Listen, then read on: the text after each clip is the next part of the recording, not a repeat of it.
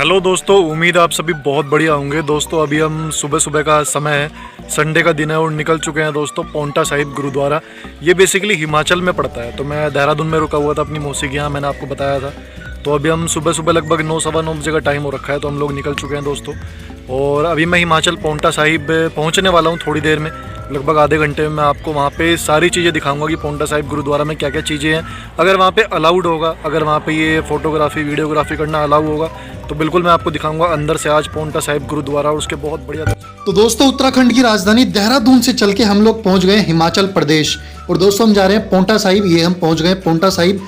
मैं इस पोंटा साहिब गुरुद्वारा के बारे में आपको बहुत सी ऐसी चीजें बताऊंगा जो कि आज से पहले शायद किसी ने आपको ना बताई हो, और मैं इस बात की पूरी गारंटी लेता हूं।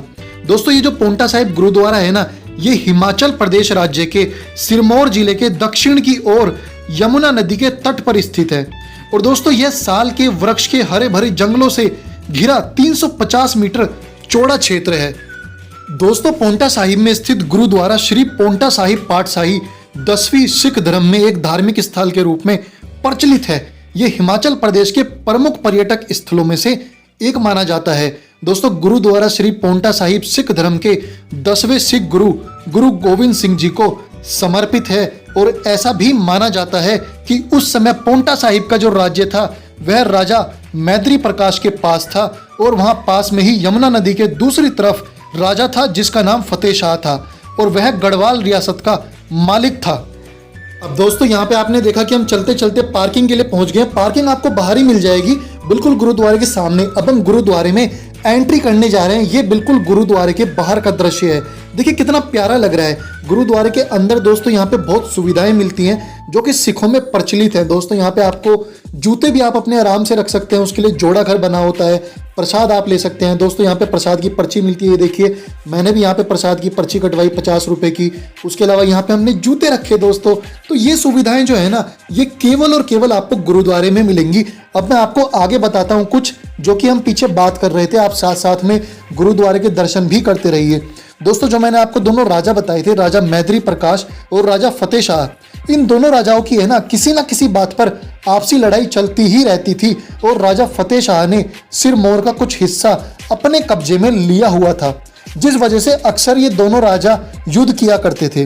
दोस्तों गुरु गोविंद सिंह जी जो लोगों को गुरुमत का ज्ञान, इंसान का ज्ञान देते थे, वह बड़े बड़े राजाओं की आपसी लड़ाई भी खत्म करवाया करते थे, और वह सबको मिलजुल कर रहने के लिए कहते थे। जब राजा मैत्रेयी को यह पता चला तो उन्होंने गुरु गोविंद सिंह जी को निमंत्रण भेजा और उनसे मदद मांगी, क्योंकि राजा मैत्रेयी भी इन रोज रोज की लड़ाइयों से परेशान आ चुके थे। दोस्तों राजा मैत्रेयी चाहते थे कि गुरु गोविंद सिंह जी राजा फतेह शाह और उनके बीच एक दोस्ती का रिश्ता कायम करवा दें। इस वजह से गुरु गोविंद सिंह जी पोंटा की पावन धरती पर अपने कदम रखते हैं। दोस्तों गुरु गोविंद सिंह जी जो है ना, वो 16 वर्ष की आयु में अक्टूबर 1684 में नाहन के लिए चलते हैं। उस समय नाहन सिरमौर की राजधानी का नाम हुआ करता था। दोस्तों गुरु गोविंद सिंह जी आनंदपुर से कीरतपुर, रोपड़, मनी माजरा, रामगढ़ आदि जगहों से होते हुए नाहन पहुंचे, और गुरु गोविंद सिंह जी 1685 के शुरुआत में ही पोंटा पहुंचे थे। पोंटा पहुंचकर दोस्तों उन्होंने दोनों राजाओं के आपसी मतभेद खत्म करवाए, और राजा फतेह शाह ने सिरमौर की जिस जमीन पर कब्जा किया हुआ था ना, उस जमीन को भी राजा मैत्री प्रकाश को वापस कर दिया। दोस्तों पोंटा साहिब है ना, एक बहुत ही सुंदर नगर है, पर उस समय ये आज से भी ज्यादा सुंदर था।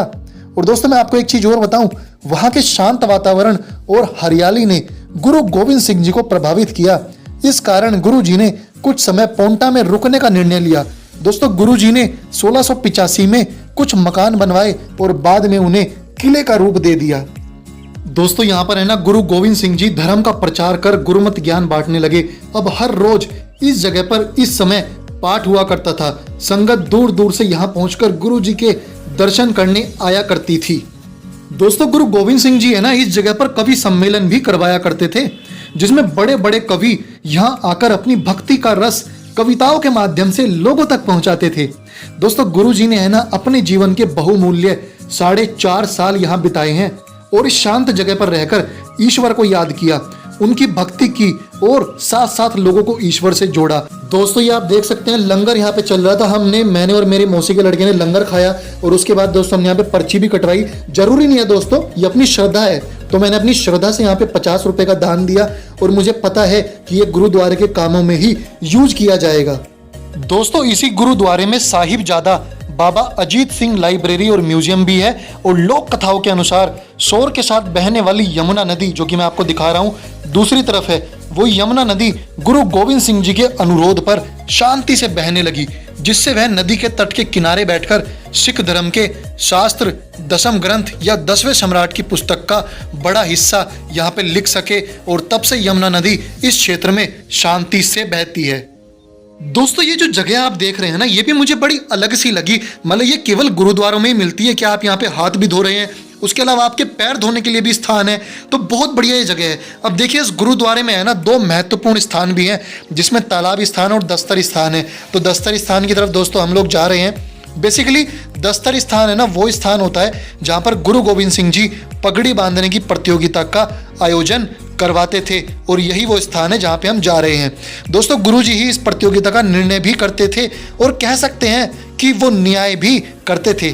दोस्तों गुरु श्री दस्तर स्थान के बगल में ही शीश महल भी है, जो कि अभी आपने बाहर देखा, और दस्तर स्थान के बाहिने हाथ पे ही लंगर का स्थान भी है। ये देखिए हम आ गए शीश महल में। दोस्तों यहाँ पे शीश महल में भी है ना जो साहब बैठे हुए थे, मतलब जो यहाँ पे बेसिकली पूरी पूजा देखते हैं, वो अपने ध्यान में लगे हुए थे। तो मैंने यहाँ पे वीडियो बनाई और मैं बड़े यहाँ पे डर के बना रहा था क्योंकि यहाँ पे कोई और था नहीं, तो मैंने बड़ी छुप छुप के आराम से वीडियो बनाई, लेकिन उन्होंने कुछ कहा नहीं। देखिए दोस्तों ये है वो यमुना नदी जिसकी हम बात कर रहे थे, जो कि गुरु गोविंद सिंह जी के कहने पर शांत हो गई थी। बेसिकली दोस्तों गुरु गोविंद सिंह जी के चरण है ना इस धरती पर पड़ने की वजह से इस पावन धरती को पांव टिका कहा जाने लगा था। पांव टिका का अर्थ है जहां पांव टिक जाए, क्योंकि गुरु गोविंद सिंह जी के पांव इस जगह पर टिक गए थे। फिर धीरे धीरे ये पांव टिका नाम पोंटा साहिब में बदल गया। सब्सक्राइब कीजिएगा चैनल को। थैंक यू सो मच दोस्तों।